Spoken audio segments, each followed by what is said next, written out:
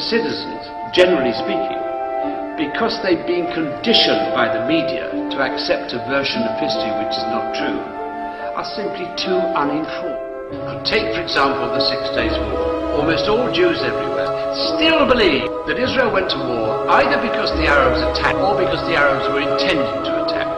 Israel went to war because its military and political hawks insisted that the Arabs were about to attack.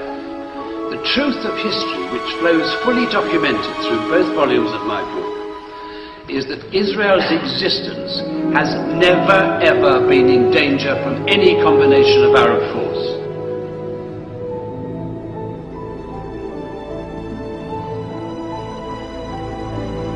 They started bombing the synagogues. They didn't bomb the synagogues saying, we are Zionists bombing the synagogues. They made it look like the Arabs are bombing the synagogues. If only enough Jews can be exposed to the truth of history, the 67 war in particular, they will end their silence. Now, if anybody accuses me of anti-Semitism, say, sir, madam, you are deluded.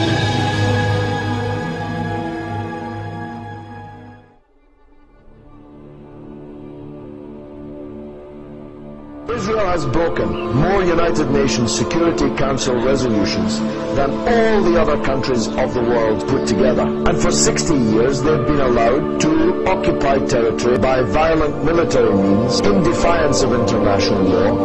Context that's often missing from the current reporting is that the Palestinian uprising is a revolt, 4-year-long occupation. There's no occupation in the story, then the story doesn't really make sense, and the occupation is frequently missing.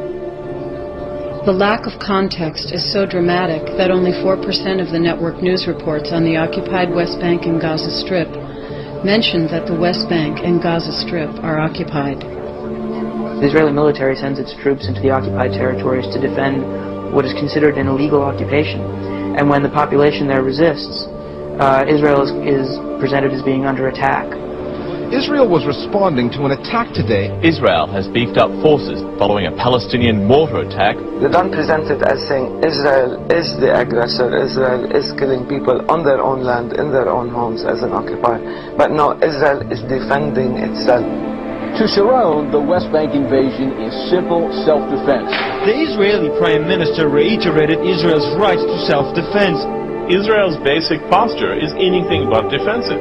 Israel is the only country in the world right now which, in contravention to UN Security Council resolutions, maintains tens of thousands of heavily armed troops outside its borders in somebody else's country for the sole purpose of taking them and in the process forcing them to live under the worst form of tyranny imaginable, which is a foreign military dictatorship.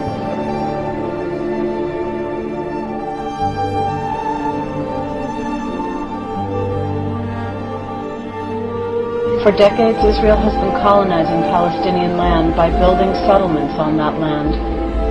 The settlements are in contravention of the Fourth Geneva Convention that forbids the transfer of population into land colonized by illegal force. The settlements are dotted throughout the Palestinian territories and are set up strategically, often on hilltops, to give Israel military control of the land and its natural resources, namely water.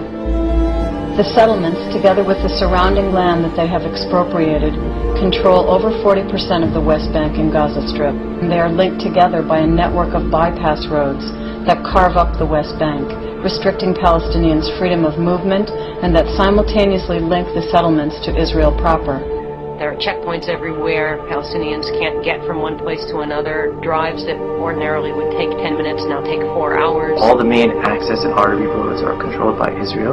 Anything that enters and exits the Palestinian areas is underneath their control. And so everything from getting medical help to getting education to trying to lead your daily life is at the whim of Israel.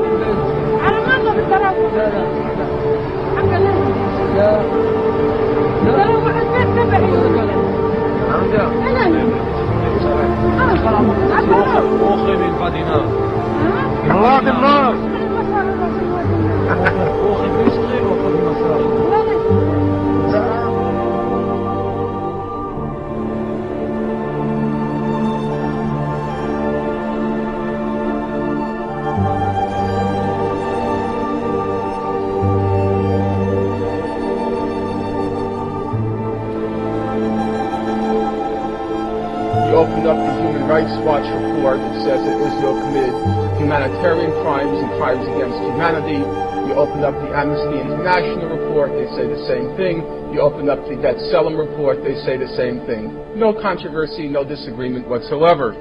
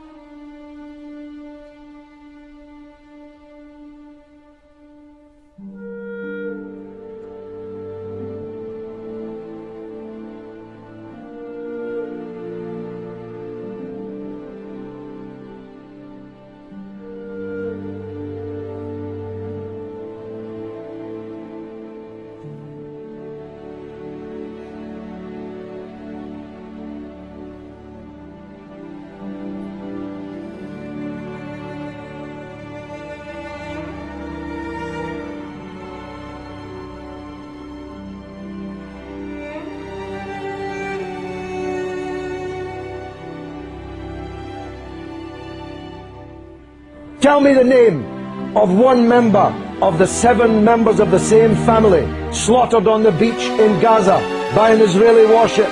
You don't even know their name, but you know the name of every Israeli soldier who has been taken prisoner in this conflict, because you believe, whether you know it or not, that Israeli blood is more valuable than the blood of Lebanese or Palestinians. That's the truth, and the discerning of your viewers already know it.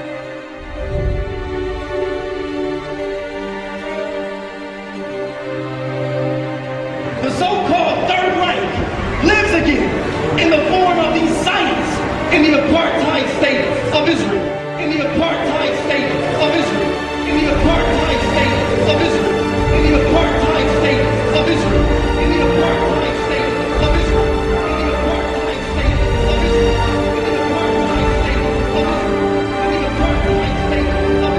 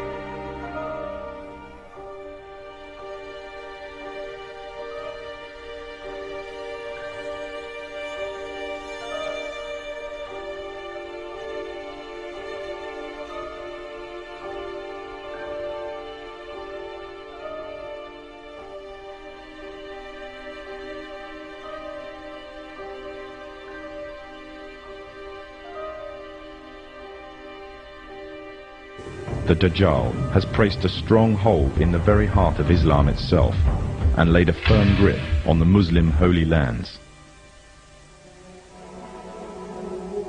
But although they plan, Allah also plans, and Allah is the best of planners. The final victory will be with the Muslims.